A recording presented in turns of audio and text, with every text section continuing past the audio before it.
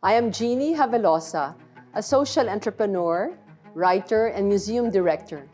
In the 1990s, I was very active as a visual artist and art critic writer, and I ran the CCP's Visual Arts and Museum Division, which from 1991 to 93 was then called the Visual, Literary, and Media Arts Department.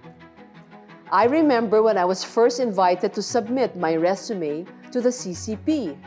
I went to the Visual Arts office and saw a man alone on his knees organizing papers on the floor.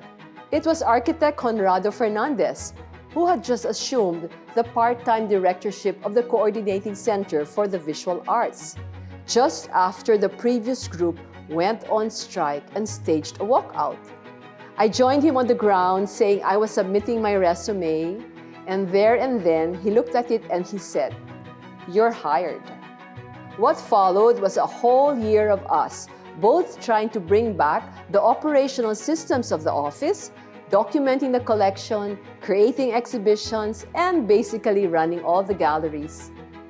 I stayed in the CCP for more than 2 years as assistant curator, running all the exhibition spaces, from curatorial selection and hanging artworks to writing exhibition notes and setup of events and openings.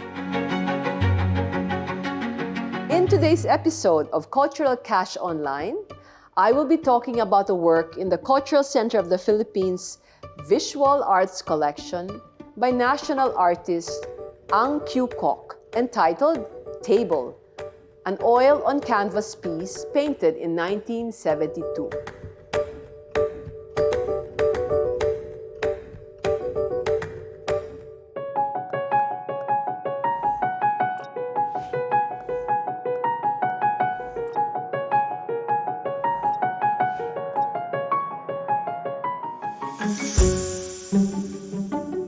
Ang Kiukok, a Chinese-Filipino visual artist, was declared National Artist in 2001. His artistic style could be described as bridging figurative expressionism and cubism. As a figurative expressionist, his compositions were symbolic representations of his inner feelings in relation to social issues around him. But his approach was formal, breaking up the pictorial experiences into structured shapes, fragmenting them into sharp and angular forms. His process started with decoupling from his mentor, the more charismatic national artist Vicente Manansala, who was a generation ahead of him and had pioneered transparent cubism in the Philippines. Manansala and Kiukok were both influenced by Pablo Picasso's Cubism, naming Picasso's Guernica as the turning point in their artistic consciousness. Kiukok would later find affinity with the works of Mexican muralist Rufino Tamayo. Kiukok concentrated on a few themes: still lifes, crucifixions, his so-called junkscape series, rabid dogfight series, and alienated figures like tormented lovers, all with an underlying sense of violence, anger, and angst. Many other writers highlight his emotional angst, but I would like to counter this to state that while Kiukok used a variety of pictorial devices and techniques to express his angst, this angst was cerebral. One doesn't feel the emotions of the painting. Rather, one can sense that the artist is trying to manipulate the emotions of the viewer while he remains purely detached. Kiukok would deform images to suggest psychological states of tension and anguish. His socially conscious images, such as junkscapes, were landscapes of a desolate carcass of a universe in decay. His figures were emaciated and skeletal, reeling in their physical and emotional despair. When couples are painted, there is an underlying sense of unresolved emotion, be it guilt, pain, or loneliness. Let us study the painting Table in the CCP collection. In black and white, The monochromatic tones are a play of light and dark, geometric forms of contrast, oppositions, and counter movements. The artist brings the picture plane up, assuming a more abstract base from where to dissect what we presume from the title of the work is a table. By giving us a reference from where to begin with the idea of a table, he tightens and limits perspective. Kiukok is in full control of the viewer's attention as he taunts with tension to keep awareness within the square frame. The absence of color further reinforces the tightness of this pictorial plane. That this image suggests a table is only due to the presence of a carved leg or two, a circle to suggest a knob, and geometric forms suggesting cabinetry. But we are enticed by how the artist allows us to come in and out, dive deep into the dark crevices where the presence of black is a definitive base from where light arises. There are two schools of thought when looking at Kiukok's works.